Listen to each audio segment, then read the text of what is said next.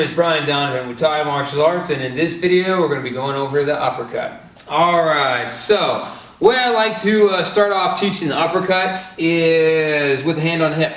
Okay, so imagine that you have handles on the side of your hips, palms facing up, grab those imaginary handles, and then pull your elbows behind you.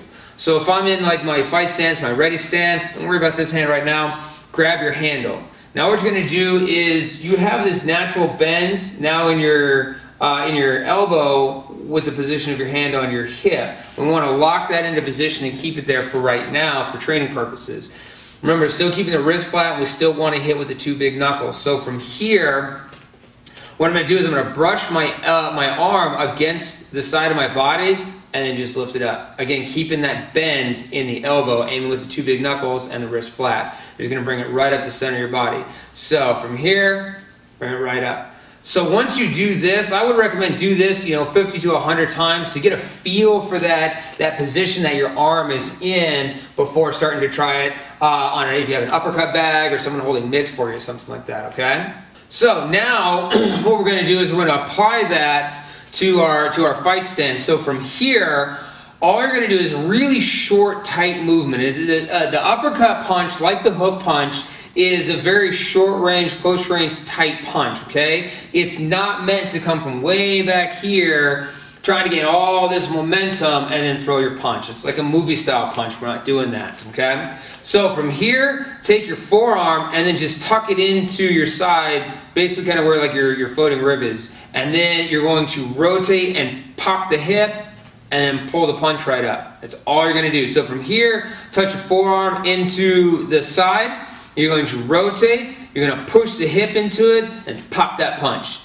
Bang. That's all you're going to do on your uppercut punch.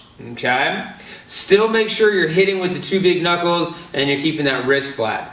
Alright? And again, patience with the practice. Now, if you don't have an uppercut bag and you're still working on a bag like this, it is possible. I don't recommend starting off this way. If you're going to practice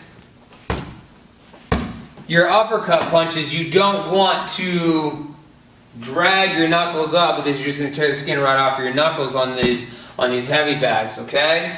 You still can get nice and close, nice and tight, still practice aiming with the two big knuckles, keeping the wrist flat, tucking it into the side here, and then popping the hip to practice practicing the power generation.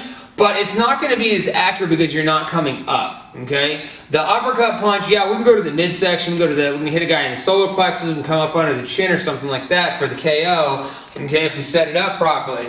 So the heavy bag, while we can still get those body shots in there, is not going to be as accurate as, say, someone holding the mitts for you, or if you have an uppercut bag or something like that, okay? So for right now, if you can find a mirror, or even a reflection of the window.